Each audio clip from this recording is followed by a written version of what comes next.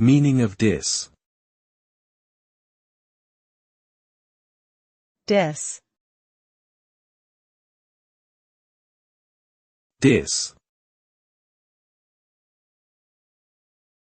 Diss. Diss.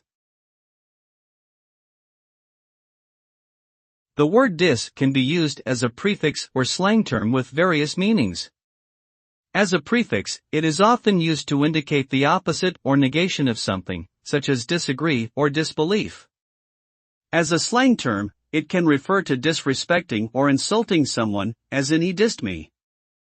In the context of online messaging or social media, diss may also be used as a shorthand for this or discussion. Overall, the meaning of diss depends on its usage and context.